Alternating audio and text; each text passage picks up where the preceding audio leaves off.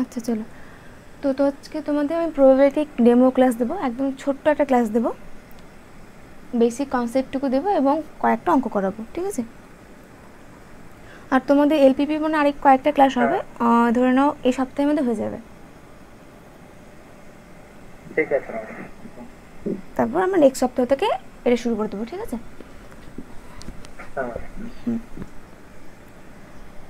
তো প্রথমত হ্যাঁ বলো। প্রবাবিলিটিটা হয়ে গেলে ম্যাম, প্রবাবিলিটিটা হয়ে গেলে মেকানিক্সটা একটু স্টার্ট করবেন না ম্যাম?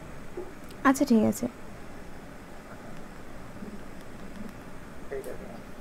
আর পিডিটা ম্যাম আপনার ওই ভিডিওগুলো মোটামুটি দেখছি, মোটামুটি পারছি আর কি, সেই হিসেবে বললাম। আর মেকানিক্সটা একবারে স্টার্ট হয়নি। হ্যাঁ ওটা করে দেবো। পিডি আমার ভিডিওতে খুবই কম দেওয়া আছে, মানে একদম বেসিকটুকু দেওয়া আছে। মানে যেগুলো দেখেছি আর মোটামুটি পারছি আর। হ্যাঁ পিডি খুব একটা সহজ, তোমার কঠিন না। ওখানে মেনলি তোমার ফর্মুলা দেখতে হবে, যেমন তোমার ওডি করেছে না, ওডি করেছে তো, ওডি মানে অর্ডিনারি ডিফারেন্সিয়াল ইকুয়েশন, ওই টাইপেরই পিডিটা বলতে পারো, ওই টাইপেরই জিনিস। শুধুমাত্র ওডিতে কি হয়, একটা থাকে ইন্ডিপেন্ডেন্ট, একটা থাকে হ্যাঁ এখানে পার্সিয়াল থাকে, এইটুকু যে পার্থক্য, বাকি ওই সেম টাইপেরই। আচ্ছা চলো তাহলে শুরু করি। এই প্রবাবিলিটিটা যেটা আজকে করাবো একদম তোমাদের ক্লাস 12-এ বেসিকটা করাবো, ঠিক আছে? প্রথমত ডেফিনিশন বলছে, প্রবাবিলিটি একটা কনসেপ্ট। কিসের concept? Which numerically measured the degree of certainty and uncertainty of A occurrence of an event. তাহলে কোনো একটা ঘটনা যেটা নিশ্চিত রূপে কতটা ঘটতে পারে সেটাকে যে আমরা মেজার করি, সেটা হচ্ছে আমাদের প্রবাবিলিটি বা সম্ভাবনা। এবার তারপর বলছে এক্সপেরিমেন্ট। এক্সপেরিমেন্ট কি? An operation. তাহলে এক্সপেরিমেন্ট হচ্ছে একটা operation which can produce well defined outcomes is call an experiment. তাহলে কি হচ্ছে, যার জন্য অবশ্যই আমরা একটা আউটকাম পাবো, মানে একটা রেজাল্ট পাবো। মানে বলতে পারো কল্পনা জগতে কিন্তু হবে না, ঠিক আছে? বাস্তব জগতে আমরা একটা রেজাল্ট পাবো। যেমন বলতে পারো যে হয়তো তুমি এক্সামের জন্য প্রিপেয়ার নিচ্ছ, তুমি কী করলে, এক্সামটা দিলে। এবার এক্সাম দেওয়ার পর তোমার দুটো হতে পারে, একটা হতে পারে তুমি হয় ফেল করবে, নাহলে কি করবে, পাস করবে। তাহলে এটা কিন্তু একটা এক্সপেরিমেন্ট। এবার দেখা গেল তুমি এক্সামটা দিলেই না, তুমি মনে মনেই ভাবছো, মনে মনে ভাবছো আমি এক্সাম দেবো, তাহলে সেক্ষেত্রে কিন্তু সেটা এক্সপেরিমেন্ট হবে না, কারণ সেখানে তুমি কোনো আউটকাম পাবে না। ফেল বা পাস তুমি কোনোটাই বলতে পারছো না, তাহলে সেই ক্ষেত্রে ওটা এক্সপেরিমেন্ট হবে না। এক্সপেরিমেন্ট হবে তখনই যদি আমরা একটা ওয়েল ডিফাইন্ড আউটকাম পাই, মানে বলতে পারবো যে হয় এটা বা এটা, মানে এই ঘটনাগুলো ঘটতে পারে, তার মধ্যে এটা ঘটলো।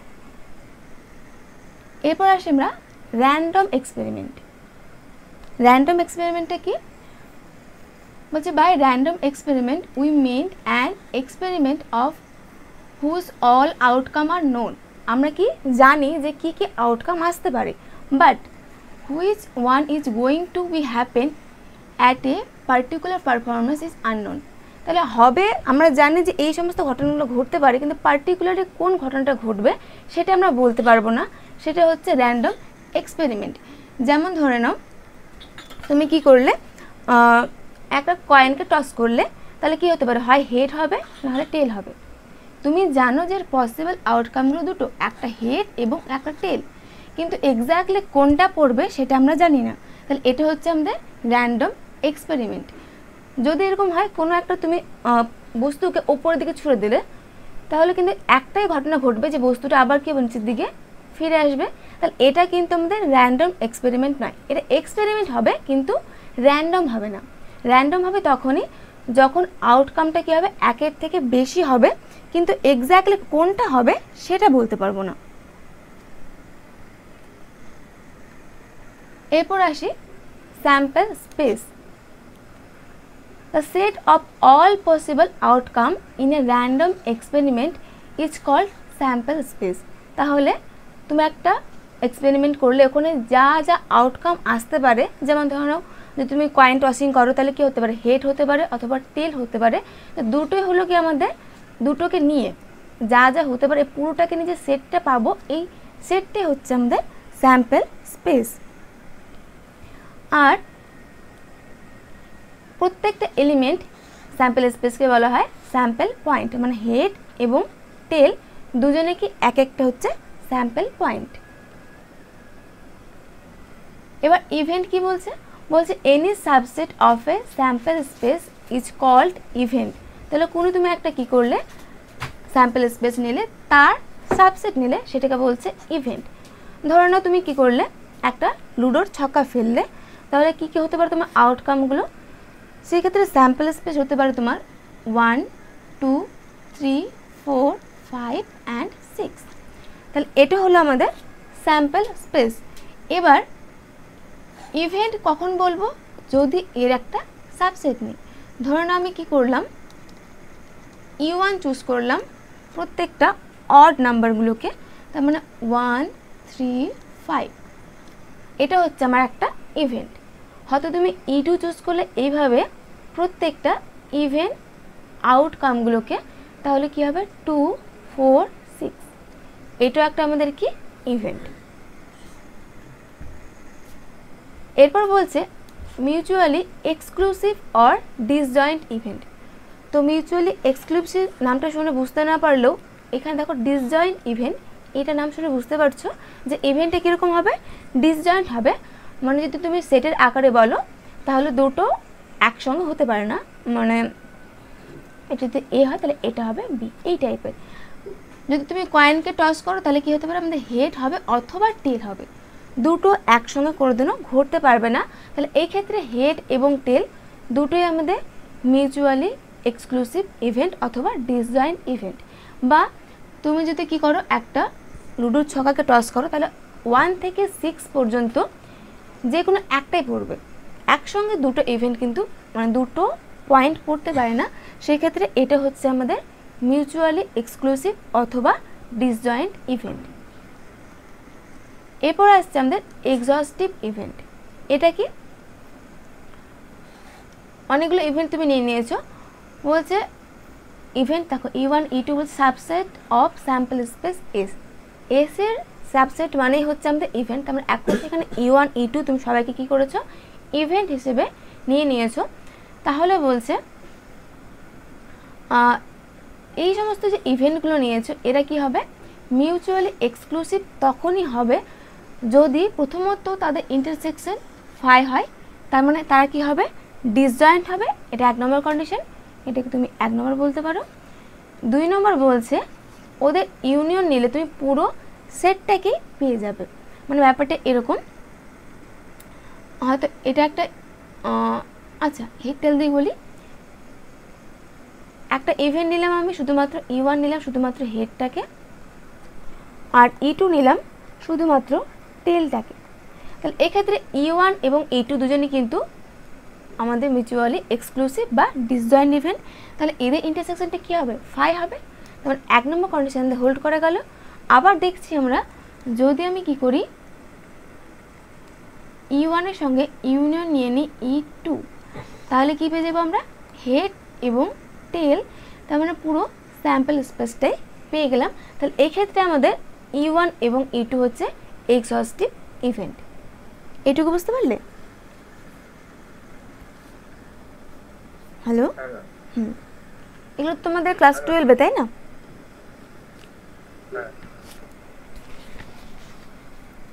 আচ্ছা চলো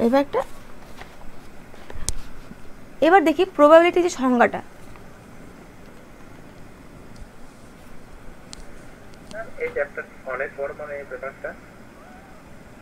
হ্যাঁ বড় বলতে না, খুব একটা বড় না, তবে এখানে বোঝার জিনিস আছে অনেকটা, মানে ধীরে সুস্থে বুঝতে হবে। যেমন তোমাদের এলপিটা কি, তোমরা ফর্মুলা দেখছো এবং অঙ্ক করছো তাই না, এখন অঙ্কগুলো বড় বড়, হ্যাঁ শুধুমাত্র ক্যালকুলেশন তো বড় বড়, আর প্রবাবিলিটিতে কি হয়, ক্যালকুলেশন তো এখানে খুব একটা বেশি হবে না, কিন্তু বুঝতে হবে, ঠিক আছে, এটুকুই পার্থক্য।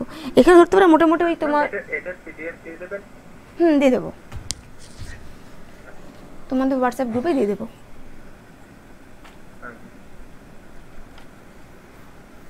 আচ্ছা এবার আমাদের ক্লাসিক্যাল ডেফিনিশনটা পড়ে নিই।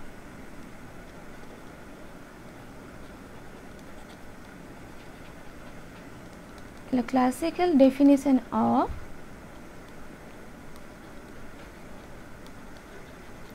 প্রবাবিলিটি, যেটা আমাদের মেন জিনিস।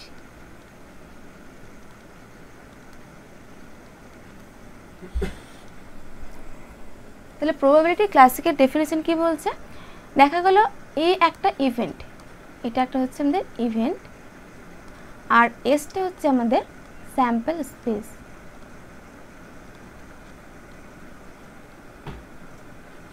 তাহলে probability of A equal to বলছে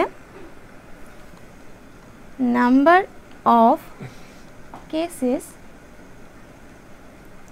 ফেভারেবল টু ই। তাহলে এর পক্ষে যে সমস্ত কেসগুলো ঘটবে সেটা হচ্ছে উপরে হবে এবং নিচে কি হবে, অল। আচ্ছা এখানটাকে গিয়ে লিখি, টোটাল করে দিচ্ছি, total element of sample space.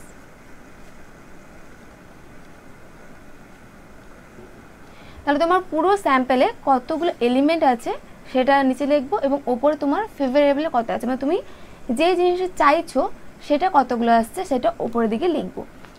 তার মানে আমরা বলতে পারি number of A by N of S. এবার চলো ছোট্ট একটা এক্সাম্পল করি।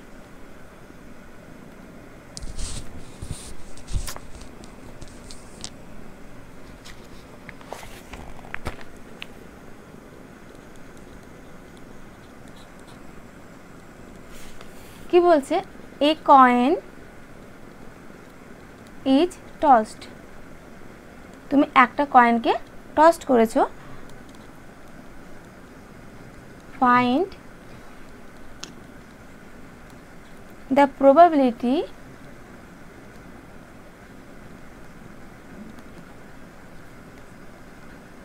that the result will be head।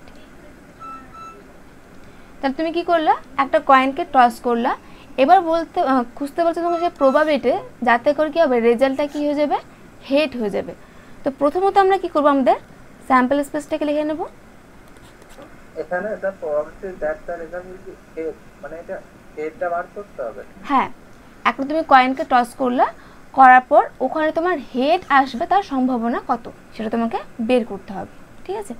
তো প্রথমত যদি একটা কয়েনকে তুমি টস করো তাহলে স্যাম্পল স্পেসে কি থাকবে, মানে কি কি ঘটনা ঘটতে পারে ম্যাম? একবারে হেড করতে পারে, একবার টেল। হ্যাঁ, তাহলে হেড অথবা টেল। তাহলে আমি দ্য স্যাম্পল স্পেস,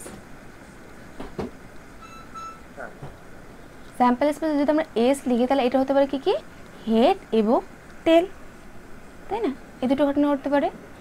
এবার the result will be head, তোমাদের কি দরকার, তোমার দরকার হেড। তো আমি কোনো একটা নাম দিলাম যে let H denotes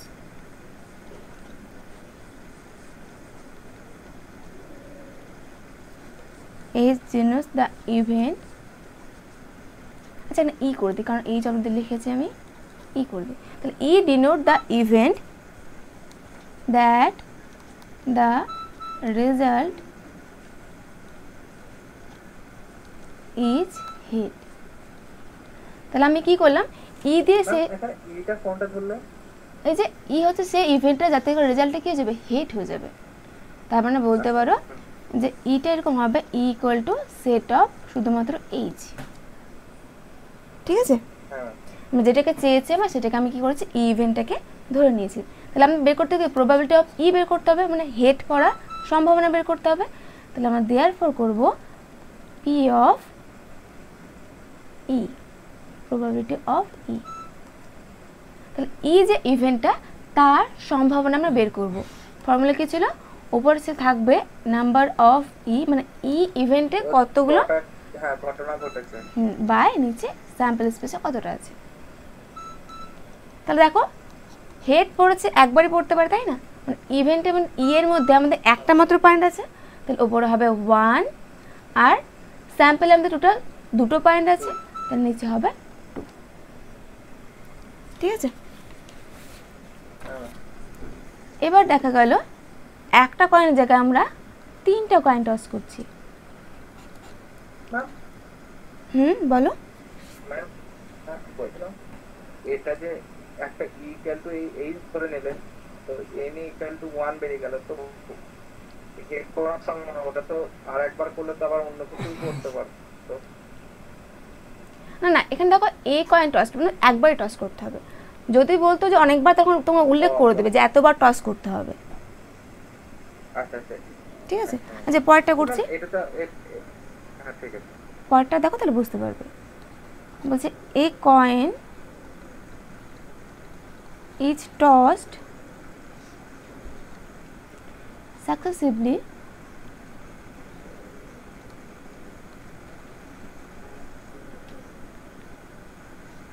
three times। তো তুমি একটা কয়েনকে কি করবে, এবার 3 বার টস করবে। ঠিক আছে, ফাইন্ড দ্য প্রবাবিলিটি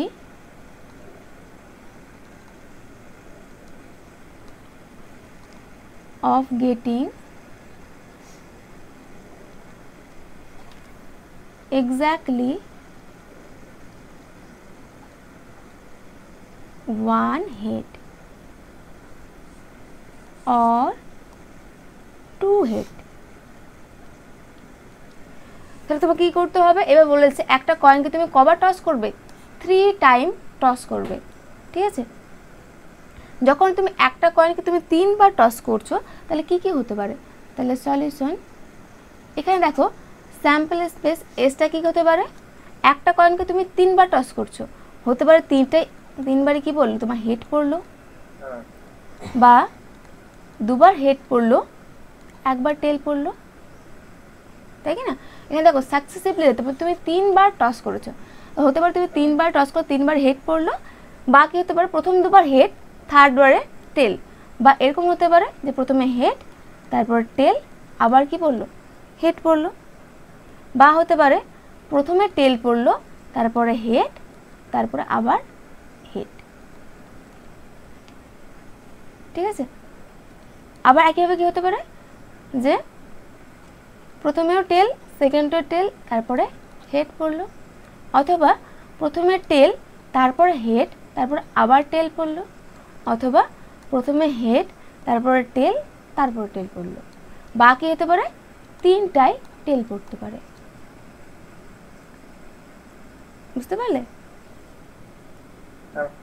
এটা কি এমনি কোনো ওই 3 টাইমস বলেছে যে কবার হতে পারে, সেটা কি আমরা বুঝতে পারবো এটা থেকে, যে মানে এখানে যে 8টা হলো, মানে এটা কি এরকম বোঝা যাবে কিছু না? হ্যাঁ, এখানে যদি 3 টাইম আছে তাই আমরা করতে পারলাম, যদি এখানে n টাইম বলতো তাহলে তো করতে পারতাম না, তাই কি না। তখন হয়ে যায় আমাদের n অফ s মানে স্যাম্পল স্পেসে টোটাল সংখ্যা হয়ে যায় আমাদের, দেখো একটা কয়েন টস করলে কি হয় 2 আসে, দুটো স্যাম্পল, তাই কি না, একটা হেড একটা টেল।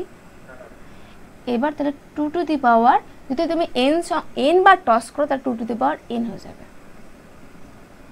এখানে দেখো আমাদের 3 টাইম টস করেছে, তাহলে আমাদের এখানে কি হয় 2 এর কিউব তার মানে 8। এখানে দেখো তোমার 8টাই পয়েন্ট আছে। হ্যাঁ, যদি তোমার হচ্ছে বেশি সংখ্যক থাকে তখন আমরা এত ভেঙে করব না, আমরা ডিরেক্টলি কি করব, এটা লিখে দেব শুধুটা। বলো। আগের অঙ্কটাই ম্যাম যদি হেড নাই পড়তে পারতো, টেলও তো পড়তে পারতো, ইকুয়াল যদি এই তরিকাটা যদি আমরা টেল পড়তো, টেলও তো পড়তে পারতো আর কি। হ্যাঁ, কিন্তু তোমার সম্ভাবনা বের করতে বলেছে যে রেজাল্টটা হবে হেড। আচ্ছা, মানে একবারই আর কি। হ্যাঁ, এখানে কয়েন টস দিয়েছে, তবে তোমাকে একবার টস করতে হবে এবং রেজাল্টটা যেন হেড হয়, টেলটা কিন্তু বলেনি। যেটা চাইবে সেটাকে আমরা ইভেন্ট হিসেবে কনসিডার করব। ঠিক আছে, এখানে যেমন দেখো তোমার হচ্ছে প্রথমত পেয়ে গেল, তুমি 3টা কয়েনকে টস করে তোমার স্যাম্পলে কী থাকছে সেটা পেয়ে গেলা। এবার কি বলছে, find the probability that of getting exactly 1 head. কি হবে, শুধুমাত্র একটা হেড থাকতে পারে অথবা অর 2 হেড। তাহলে একটা হেড থাকলে হবে বা দুটো হেড থাকলে হবে, কিন্তু 3টা হেড থাকলে হবে না। বুঝতে পারলে কি? তাহলে এখান থেকে যদি আমরা ধরে নিই, let E be the event of getting exactly 1 head or 2 head। এখানে দেখো অর মানে কিন্তু যোগ, মানে তুমি 1 হেডটাকেও নেবে এবং দুটো হেডকেও নেবে, ঠিক আছে। তাহলে getting exactly 1 head or 2 head, তাহলে হয় একটা হবে অথবা দুটো হেড হবে। তাহলে ইয়ে কি কি থাকবে বলো, প্রথম পয়েন্টে থাকবে কি ম্যাম? একবার হেডে তো ম্যাম শুধু এই হবে। হ্যাঁ, একবার হেড মানে শুধুমাত্র একটা ইস থাকবে, বাকি তুমি টেল থাকতে পারে, না হলে দুটো ইস থাকবে। যে সমস্ত পয়েন্টে হয় একটা ইচ অথবা দুটো ইচ আছে সেই সমস্ত পয়েন্টগুলোকে নেব, বাকিগুলোকে আমরা নেব না। এখানে যেমন দেখো প্রথমটা 3টে হিট, এটা কিন্তু নিতে পারবো না আমরা, কারণ এখন এক্স্যাক্টলি বলে দিয়েছে। এক্স্যাক্টলি মানে তার মানে একটা হেড কি দুটো হেড হ্যাঁ, এরকম চুজ করতে হবে। শুধুমাত্র হয় একটা, না হলে দুটো থাকলে আমরা নেব, ওর থেকে বেশি পড়লেও নেব না, ওর থেকে কম পড়লেও নেব না। যেমন প্রথমটা দেখো 3টে হিট, ওটা হবে না, ওটা হবে না। পরেরটা দেখো দুটো হেড, হবে হবে, তাহলে আমরা লিখতে পারবো এটা। তারপরটাই দুটো হেড, তারপরটাও হবে, তাহলে এটাও হবে। তারপরে দেখো দুটো হেড, তারপরটা ওটাও হবে না, এটাও হবে, কারণ একটা হেড আছে। নেক্সটটাও হবে, হ্যাঁ, সেম ভাবে এই দুটোই হবে, তাই না? কিন্তু শেষেরটা হবে কি না ম্যাম? কারণ এখানে কোনো হেডই দেওয়া নেই, সবগুলো টেল, তাহলে এটাও হবে না। তাহলে এখানে দেখো আমরা ইভেন্টের ঘরে কটা পেয়ে গেলাম, টোটাল 6টা পেয়ে গেলাম। 6টা, হ্যাঁ, ম্যাম 6/8 হবে নাকি? তাহলে therefore probability of E equal to হয়ে যাবে আমাদের 6/8, যেমন 3/4, বুঝতে পারলে? তো এই ক্ষেত্রে আমরা দেখো স্যাম্পেলটাকে পেয়ে যাব, স্যাম্পেলটা আমরা 2 টু দি পাওয়ার n এর ফর্মুলা ফেলে পেয়ে যাব, কিন্তু আমাদের ইভেন্টে কী কী থাকছে সেটা পাবো না। সেটাকে আমরা দেখতে হবে যে কোশ্চেনে কী দেওয়া আছে, কোশ্চেনে কী দেওয়া আছে সেই হিসেবে আমরা কী পাবো, ইভেন্টের কোশ্চেনটা পেয়ে যাব, ঠিক আছে। মানে ইভেন্টে কী থাকছে, কে কে থাকবে, কে কে থাকবে না, আমরা কিন্তু সেই হিসেবেই পাবো। আচ্ছা, হেড টেলে গেল। এবার দেখি, দেখা একটা আমরা ছক্কাকে টস করলাম, তাহলে কি হতে পারে।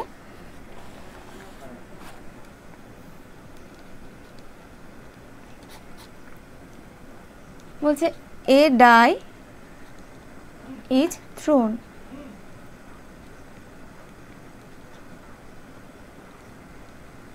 find the probability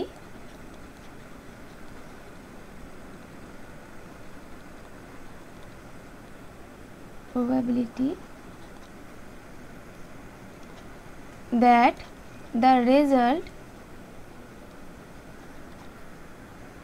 will be, এক নম্বর বলেছে হয় 6 পড়বে, 2 নম্বর বলেছে মাল্টিপল অফ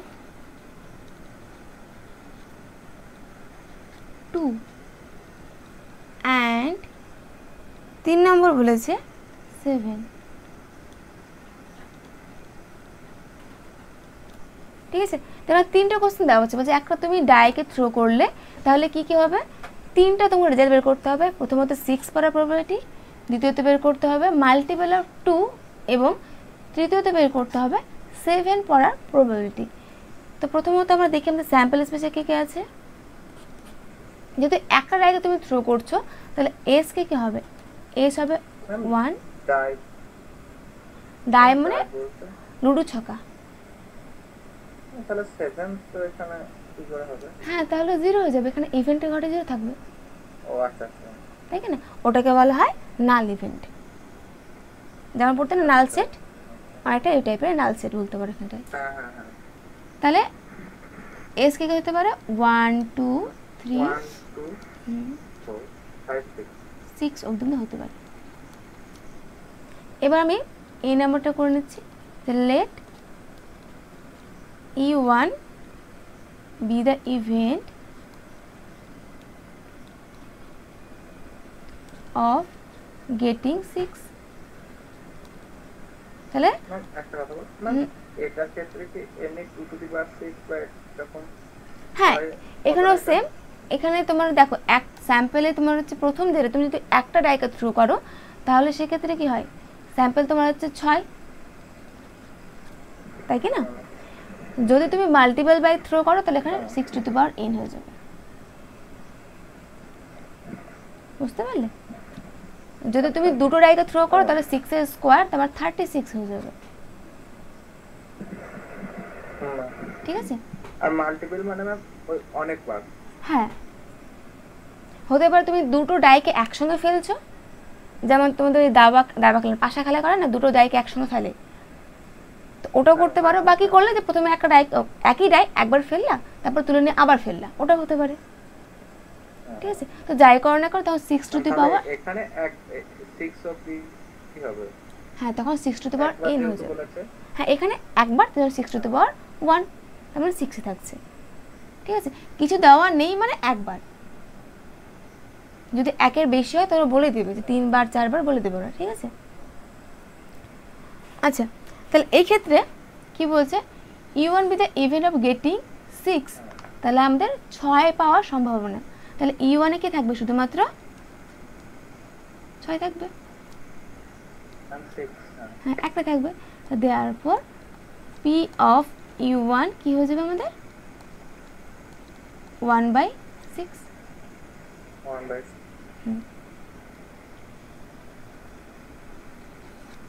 2 নম্বর, এবার ধরে নিলাম আমাদের কি বলছে, মাল্টিপল অফ 2, 2 এর গুণিতক, তার মানে কি হতে পারে, 2 হতে পারে, 4 হতে পারে, 6 হতে পারে, তাই কি না? নেক্সট যেটা মাল্টিপল অফ 2, হ্যাঁ মাল্টিপল অফ 2 তার মানে 2 এর গুণিতক হবে, কে কে হতে পারে, হয় 2 হবে আর না হলে 4 পড়বে, না হলে 6 পড়বে, 6, হ্যাঁ বাকিগুলো তো নেব না আমরা, তাই কি না? তাহলে লেট e2 ধরলাম, e2 be the event of getting multiple of 2,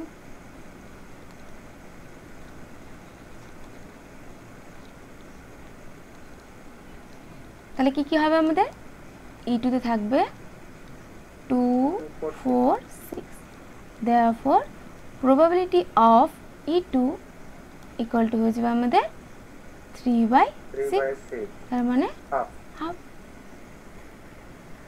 একইভাবে সি নাম্বারটা, যদি আমরা ধরে নিই যে e3টা হচ্ছে ইভেন্ট অফ গেটিং 7, তাহলে আমি ল্যাঙ্গুয়েজ লিখলাম না, তাহলে আমাদের e3 কি হয়ে যাবে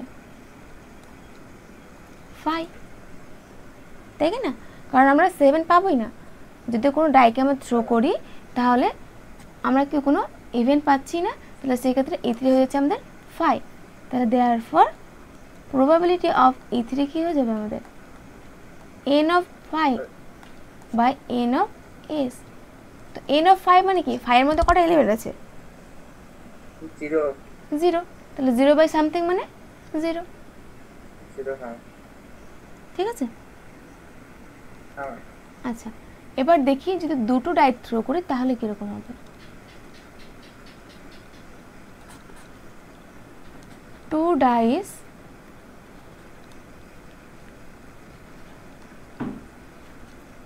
are thrown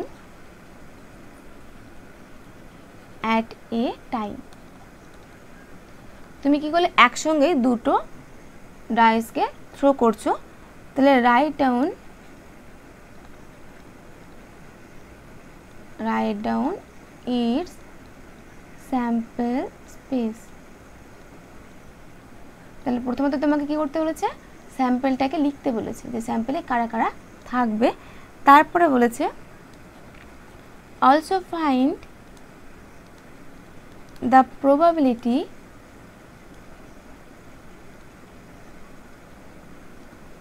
দ্যাট, যাতে করে কি হবে, 1 নম্বর বলেছে there will be a double 6, যাতে করে কি দুটোতেই 6 পড়বে তার সম্ভাবনা। 2 নম্বর বলেছে there will be no 6, 6 পড়বে না। 3 নম্বর বলেছে there will be at least 1 6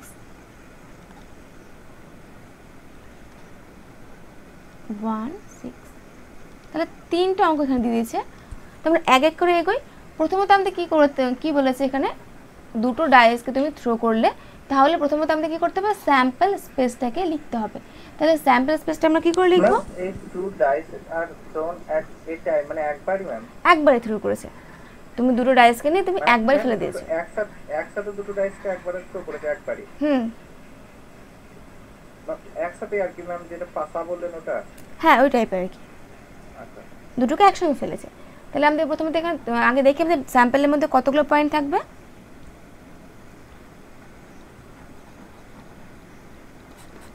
ma'am 36। হ্যাঁ, তাহলে 6 এর স্কোয়ার থাকবে, তাই না? তার মানে 36টা পয়েন্ট থাকবে। বলছে রাইট ডাউন 1 2 3 4 করে এরকম তো দেখাতে হবে না তো? হ্যাঁ, এখানে দেখো রাইট ডাউন এর স্যাম্পল স্পেস দেখাতে হবে। আচ্ছা, রাইট করতে বলেছে, তো আমরা করে নিই, যেহেতু প্রথমবার করছি, ঠিক আছে? আর করে করে করলে একটু আমাদের প্র্যাকটিসটা হবে। তো আমরা এইভাবে কীভাবে লিখবো, স্যাম্পলটা কীভাবে লিখছি, যে প্রথম ডাইসটা 1 পড়লো, ঠিক আছে? আমি 1টাকে কনস্ট্যান্ট রেখে দিলাম, ধরে নিলাম যে প্রথমটাতে 1ই পড়ছে, কিন্তু সেকেন্ডটায় একবার কী পড়তে পারে, 1 পড়তে পারে। আবার কি হতে পারে, প্রথমটা 1 পড়লো কিন্তু সেকেন্ডটাই 2 পড়লো। আবার কি হতে পারে, প্রথমটা 1 পড়লো কিন্তু পরেরটাতে 3 পড়লো। একইভাবে প্রথমটা 1 কিন্তু পরেরটাই 4, প্রথমটা 1 পরেরটাই 5। এরকম করে পুরোটা লিখতে হবে 36টা অবধি? হ্যাঁ, এটা হতে পারে। আবার কি হতে পারে, প্রথমটায় 2 পরেরটাই 1, তাই না? প্রথমটায় 2 পরেরটাই 2, প্রথমটায় 2 পরেরটায় 3, এইভাবে চলতে থাকবে, ঠিক আছে? এভাবে করতে পারবে তো? হ্যাঁ, পরেরটা আসবে 2,6। এগুলো লিখছি না আমি, শুধু ফার্স্ট এবং লাস্ট লিখে রাখি। এখানটা আসবে আমাদের 3,1, আর একদম এখানে আসবে আমাদের 3,6। 6 এগুলো লিখছি, দেখো দেখো, 6,6। হ্যাঁ, প্রত্যেকটা সবগুলো দেখো 6 6 দেওয়া আছে না? এক কাজ করি, 6 এগুলো লিখে রাখি, ঠিক আছে? 4,1 একদম আপ টু এখানটায় 4,6, তারপর এটা 5,1, এখানটা 5,6, এখানে 6,1 থেকে শুরু করে আমাদের 6,6। ব্যাস, এটা আমরা পুরো স্যাম্পল স্পেসটা পেয়ে গেলাম। এবার দেখি আমাদের কী কী চেয়েছে। 1 নম্বর বলছে দেয়ার উইল বি ডাবল 6, সেখানে দুটো 6 পাবো। দেখেই দেখতে পাচ্ছ, দুটো 6 শুধুমাত্র এক জায়গাতেই পাচ্ছি, তাই না? ধরে নিই, তাহলে let U1 be the event of getting double 6।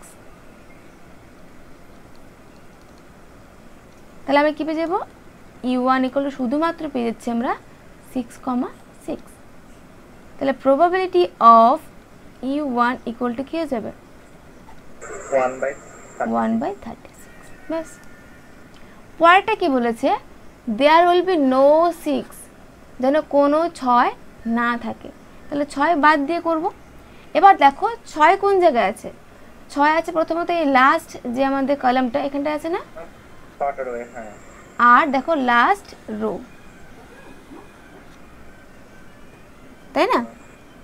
তাহলে লাস্ট রো এবং লাস্ট কলামের প্রত্যেকটা পয়েন্টকে বাদ দিলে আমাদের কি হবে, 6 গুলো বাদ যাবে, সেখানে কোনো 6 থাকবে না। তাহলে 24টা হচ্ছে, 24টা হচ্ছে তো নাকি?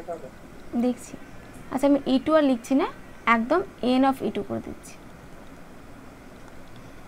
n অফ E2 কটা হবে এখানে দেখো, এইবার দেখো তুমি তো এলিমেন্টগুলো গুনো, তাহলে এদিকটাই তোমার কলাম দেখো 5টা, আবার দেখো রো 5টা, এদিকে রো 5টা, এদিকে কলাম 5টা, তাহলে কটা এলিমেন্ট হলো টোটাল? 25। কারণ দেখো এখানে 6 ক্রস 6টা কি ইন্টারসেকশনে আছে না, যখন তুমি রোকে এবং কলামকে নিচ্ছ তখন ডবল ধরে নিচ্ছ, তাই না? তাহলে একদম n অফ E2 মধ্যে পেয়ে গেলাম 25। তাহলে প্রবাবিলিটি অফ E2 কি পেয়ে যাব, 25/36। ব্যাস। সি নম্বরটা কি বলেছে? সি নম্বরটা বলেছে there will be at least 1 6, minimum একটা 6 থাকবে, একের বেশি থাকতে পারে কিন্তু মিনিমাম একটা তো থাকবেই। তার মানে কোনগুলোকে নেব? যেগুলো বাদ গেল সেগুলো। যেগুলো বাদ গেল সেগুলোই। তার মানে n অফ E3 কত হয়ে যাবে? 11টা। হ্যাঁ, মানে বলতে পারো 36 - 25, এক কথায় 11টা। তাহলে probability of E3 equal to হয়ে গেল আমাদের 11/36। বুঝা গেল? তাহলে এইভাবে দেখতে হবে তেমন যে কি দেওয়া আছে এবং কি চেয়েছে। আচ্ছা, এবার দেখে কার্ডের অঙ্কগুলো। কার্ডগুলোকে চেনো? তোমার যে 52টা কার্ড থাকে, হ্যাঁ ম্যাম, 52 তো থাকে। হ্যাঁ, আমার কার্ডের নামটা আমি সব জানো? ম্যাম আর কি ওই কিছু কিছু জানি, ওই হরতন রূপিতন এসব বলে। হ্যাঁ, ওটা তো বাংলাতে, বাংলা নামগুলো আমি জানি না, ইংলিশগুলো আমি এই তোমার গুগল থেকে দেখে শিখলাম, আমি ঠিক চিনি না। আচ্ছা, তো একটা ছক বানিয়ে দিয়েছি আমি এইভাবে যে প্যাকে থাকে টোটাল আমাদের 52 কার্ড। মানে 4টে ভাগ থাকে, 13টা করে থাকে, তার মধ্যে 4টে হচ্ছে মেল থাকে। ওই তার মধ্যে আমি এভাবে ভাগ করেছি যে রেড থাকে তার মধ্যে 26 আর ব্ল্যাক থাকে, এটাও থাকে 26। রেডের আবার দু ভাগে ভাগ থাকে, একটা হচ্ছে ডায়মন্ড, দেখতে এরকম টাইপের হয়, দেখবা এই টাইপের, বরফি টাইপের। হ্যাঁ বরফি টাইপের হবে একটা। আর থাকে হার্ট, হার্ট তো বুঝতে পারছো। ব্ল্যাক কি হয়? ব্ল্যাক হয় একটা হয়, পাতার মতো হয়। হ্যাঁ ওটাকে বলা হয় স্পেডস, দেখতে যেটা অনেকটা পান পাতা টাইপের, এই টাইপের। আরেকটা হচ্ছে ক্ল্যাপস, ফুলের গাছের মতো, হ্যাঁ যেটা ওই তিন পাতা ফুল ক্লাব টাইপের, বলে। হ্যাঁ এটাকে বলে ক্ল্যাপস। ঠিক আছে, তার মধ্যে ডায়মন্ডও থাকে 13টা, হার্টও থাকে 13টা, স্পেডও থাকে 13টা, ক্ল্যাপসও থাকে 13টা, সবগুলো 13টা করে। আবার কি হয়, প্রত্যেকটা ডায়মন্ডের মধ্যে আবার ভাগ থাকে, এখানে কি থাকে, নর্মাল থাকে 9টা, নর্মাল 9টা ডায়মন্ড থাকে, আর 4টা আলাদা থাকে, প্রত্যেকটা তাই, এখানেও তাই, নর্মাল থাকে 9টা আর 4টা থাকে আলাদা টাইপের, এখানেও সেম,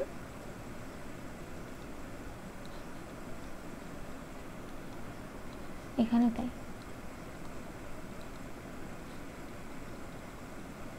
এবার এজ বলতে কোনগুলো, নর্মাল বলতে আমি বলছি যেগুলো লেখাতে এরকম 2 3 4 5 6 7 8 9 10 এই আকার থাকে। আর এজ হচ্ছে দেখবে ওই জোকার থেকে কুইন থাকে, কি সব বলে যায় না, যে থাকে কিউ থাকে, কে থাকে, একটা হ্যাঁ একটা এস বা কিছু একটা বলে এটাকে, এবার জোকার, একটা কুইন, আর একটা কিং, একটা কুইন, আর একটা জোকার, একটা এটাকে মানে সম্ভবত এস বলে বা কিছু একটা, এসিই, ঠিক আছে এরকম টাইপের কিছু একটা বলে। আচ্ছা হলো, তাহলে এই হলো আমাদের প্যাক অফ 52 কার্ড। এবার কার্ডের একটা অঙ্ক করি, এটা গেল আমাদের এক্সাম্পল 4। এবার আসছে আমাদের এক্সাম্পল 5। কি বলছে, 1 card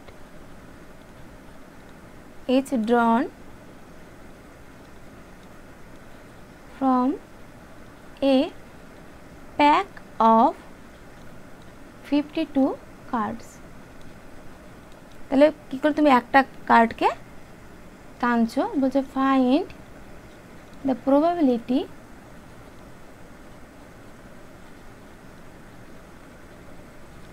দ্যাট, এক নম্বর বলে দিয়েছে দ্য ড্রন কার্ড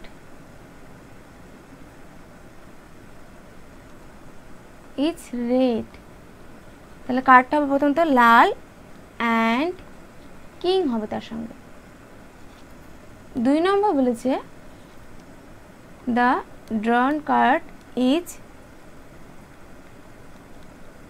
আইদার রেড, হয় রেড হবে অথবা একটা কিং হবে।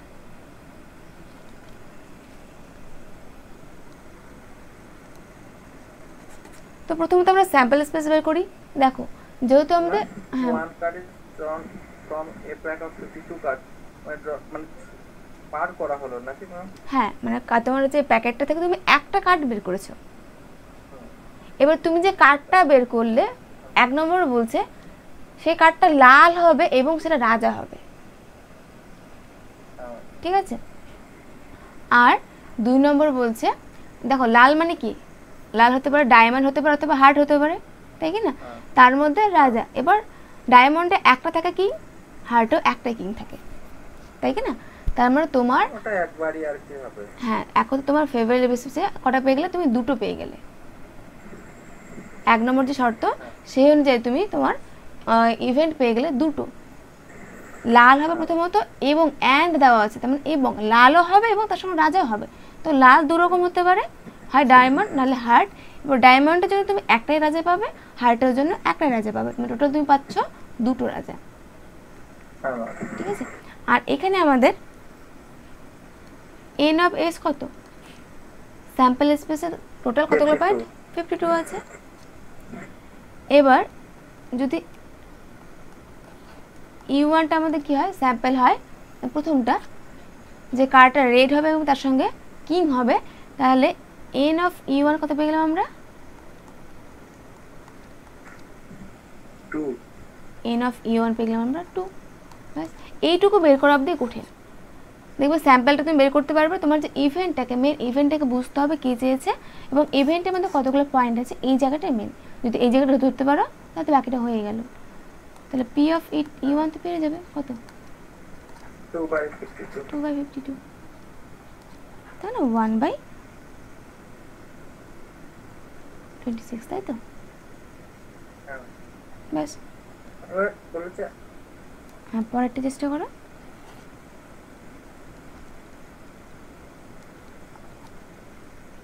আইদার অর কি মানে, আইদার অর তার মানে হয় এটা না হয় ওটা, চারটে তো হবে না। অ্যান্ড মানে দেখো, অ্যান্ড মানে 2টোই হবে, মানে লালও হবে প্লাস তার সঙ্গে কিংও হতে হবে। আর পরে দেখো আইদার বলেছে হয় লাল হয় রেড, আর না হলে কি হবে, কিং হলেও হবে, ঠিক আছে। তাহলে দেখো হয় লাল, তাহলে লাল কতগুলো আছে টোটাল, নাম 26টা, টোটাল আছে 26টা। আর বলছে না হলে কিং, এবার দেখো হ্যাঁ টোটাল 4টা কিং, তার মধ্যে 2টো কিং তো লালের মধ্যে ঢুকে আছে আমাদের, মানে 26টা তুমি যে বললে 26টার মধ্যে 2টো কিং ঢুকে আছে, তাই কি না। তাহলে 26টা নিচে তার সঙ্গে কিং হলেও হবে, সে কালো হলেও চলবে, তার মানে এই কালোর মধ্যে আমরা 2টো কিং পাবো, স্পেডের জন্য একটা, ক্লাবের জন্য একটা। হ্যাঁ, তো টোটাল হচ্ছে আমার এখানে ইভেন্টে পয়েন্ট কত, 28টা, বুঝতে পারলে। এই জায়গাটা বুঝতে হবে। তাহলে অর মানে কি, যে কোনো একটা হলেই হলো, হয় এটা না হলে ওটা। আর অ্যান্ড মানে 2টো কি হতে হবে, একটা বাদ গেলে কিন্তু হবে না। তাহলে আমি লিখছি দেয়ার আর 26 রেড কার্ড, তার সঙ্গে কি আছে আমাদের, ইনক্লুডিং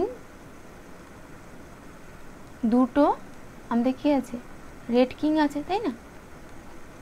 এটা তো রেড বলে দিয়েছি কি এই সেকেন্ড কোশ্চেনটা, হ্যাঁ দেখো যে ও লেখা হয়নি না, আচ্ছা আইদার অর করে দিয়েছি, আইদার রেড ছিল, হ্যাঁ either red or, either red or a king. আচ্ছা, অ্যান্ড তার সঙ্গে কি থাকবে আমাদের, 26টা তো লাল কার্ড থাকছে, তার মধ্যে 2টো আমাদের কিং থাকছে, তার সঙ্গে 2টো কি থাকছে আমাদের ব্ল্যাক কিং থাকছে, তাই না। অ্যান্ড 2 ব্ল্যাক কিং থাকছে।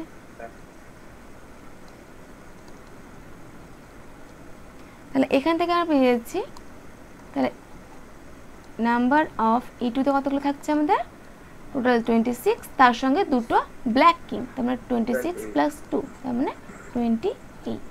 ব্যাস এটাই হলে তো হয়ে গেল। E of E1 equal E2 equal to 28/52। ঠিক আছে, কাটাকাটি করলে 7/30, এটাই অ্যান্সার। বুঝতে পারলে? তাহলে কার্ডের অঙ্কগুলো এইভাবে করতে হবে। প্রথমে তোমাকে 4টা মুখস্থ রাখতে হবে, যদি তুমি 4টা মুখস্থ রাখতে পারো তাহলে বাকিগুলো তুমি এমনিতেই করতে পারবে। আচ্ছা ঠিক আছে, আজকে এইটুকুই। আর বাকি এখান থেকে আরও কিছু কঠিন আছে কোশ্চেনগুলো, আমি এগুলো তোমাদের যখন ক্লাসটা মেনলি শুরু করবো তখন সব করিয়ে দেবো। ঠিক আছে? ঠিক আছে। আশা করছি তোমরা ক্লাসটা বুঝতে পেরেছো। এবার চলো দেখি যে পেমেন্ট তোমরা কী করে করবে। তো ভিডিওর নিচে ডেসক্রিপশন বক্সে তোমরা একটা দেখো লিঙ্ক পেয়ে যাবে গুগল ফর্মে, অথবা তোমরা আমার যারা টেলিগ্রাম গ্রুপে অলরেডি আছো তারাও একটা লিঙ্ক পেয়ে যাবে। তোমাদের একটু জাস্ট আমি স্ক্রিনশট দেখাচ্ছি যেখানটা কী কী পাবে। এটা এইবারে না, এটা আগেবারের ফর্ম, পুরোনো ফর্ম এক কথায়। দেখো এই টাইপের এখানে তোমাদের ইমেল থাকবে, নাম, তাহলে ইমেল, নাম, হোয়াটসঅ্যাপ নাম্বার এবং ইউনিভার্সিটির নেম, এগুলো তোমাদের কী করতে হবে, রিকোয়ারমেন্ট দিতে হবে। তোমার মেল দিয়ে দেবে, নাম, হোয়াটসঅ্যাপ নাম্বার কিন্তু অবশ্যই দেবে। হোয়াটসঅ্যাপ নাম্বারটা ছাড়া যাবে না, কারণ তোমাদেরকে আমি হোয়াটসঅ্যাপ গ্রুপে অ্যাড করব। ইউনিভার্সিটির নাম দেবে জাস্ট দেখার জন্য যে তোমরা কোন ইউনিভার্সিটির আন্ডারে পড়ছো, আর এমন কিছু ব্যাপার নাই। তারপর এরকম তোমাদের দেখো একটা লিঙ্ক চলে আসবে, একটা পেমেন্টের লিঙ্ক দেওয়া আসবে। এই লিঙ্কটা থেকে তোমরা পেমেন্ট করতে পারো। ওখানে গেলে তোমাদের ডিরেক্টলি 999 টাকা নিয়ে নেবে, অথবা তোমাদের নিচের কিউআর কোড দেওয়া আছে, যে তোমরা কিউআর কোড দিয়েও কিন্তু তোমার পেমেন্টটা করতে পারো। এবার এটা কিন্তু তোমাদের আগেবারের, ঠিক আছে, আগেবারের বলতে এটা এলপিপির জন্য। তো যারা আমার এলপিপি কোর্স অলরেডি নিয়েছে ওদের জন্য হচ্ছে 999 টাকা এটা কোর্স ফি পড়ছে। কিন্তু যারা নতুন নেবে তাদের জন্য 1199 টাকা কোর্স ফি বর্তমান অবধি, মানে তোমার 10 তারিখ অবধি। যদি 10 তারিখের পরে কেউ নাও তাহলে ব্যাপারটা কী বললাম একবার বলে দিই তোমাদের, একবার তারা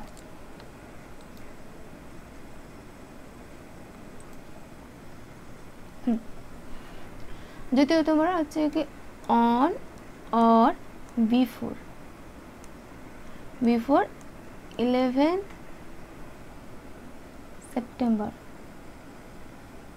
11th না, যদি তোমরা হচ্ছে কি 10 সেপ্টেম্বরে পড়বে না তো তোমাদের পড়বে এখন 1199 টাকা। যারা আমার অলরেডি এলপিপি কোর্সে আছো তাদের কিন্তু 999 টাকাই লাগছে, আর যারা নতুন নিচ্ছ তাদের লাগছে 1199 টাকা। এরপর যদি 10 তারিখের পরে কেউ নিতে যাও তাহলে তখন কিন্তু সেটা কোর্স ফি বেড়ে যাবে, বেড়ে গিয়ে সেটা হয়ে যাবে তোমাদের 1499 টাকা। ঠিক আছে, আফটার 10th সেপ্টেম্বর। তাহলে 10 সেপ্টেম্বরের পরে কিন্তু কোর্স ফি বেড়ে যাচ্ছে 1499 টাকা, এবং তার আগে থাকছে সেটা 1199 টাকা, মানে বলতে পারো 1200 টাকা। ঠিক আছে, তাহলে এই হলো তোমাদের কোর্স ফি। তোমাদের গুগল ফর্মটা দেখিয়ে দিলাম, এখানে তোমাদের করবে, করার পর এখানে দেখো একটা স্ক্রিনশট দেওয়ার অপশন আছে, এখানে তোমাদের স্ক্রিনশটটা দিয়ে দেবে তোমরা পেমেন্টটা দিয়েছো। ব্যাস, তাহলে তোমাদেরকে আমি হোয়াটসঅ্যাপ গ্রুপে অ্যাড করে নেব। এবার দেখা গেলো কারো কোনো প্রবলেম হচ্ছে, বা সে যে কোনো ব্যাপারে কোনো প্রবলেম, পেমেন্টের ব্যাপার নিয়ে হোক বা কোর্সের ব্যাপার নিয়ে হোক, করে থাকতে পারো, তোমরা আমাকে ডিরেক্টলি আমার টেলিগ্রাম চ্যানেলে বলতে পারো। ঠিক আছে, অথবা multishiksha@gmail.com এটাতেও আমাকে কিন্তু মেল করতে পারো। ঠিক আছে, যে কোনো প্রবলেমের জন্য, সে ফর্ম ফিল আপ সংক্রান্ত হোক বা পেমেন্ট সংক্রান্ত হোক, যে কোনো সংক্রান্ত তুমি দেখো যে কোনো প্রবলেমে তোমরা এই মেলে আমাকে মেল করতে পারো।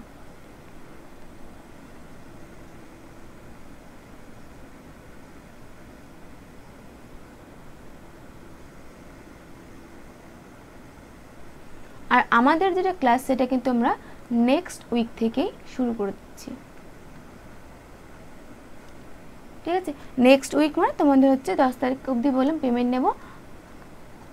11 সেপ্ট থেকে আমরা কী করবো, আমাদের ক্লাসটাকে স্টার্ট করে দেবো।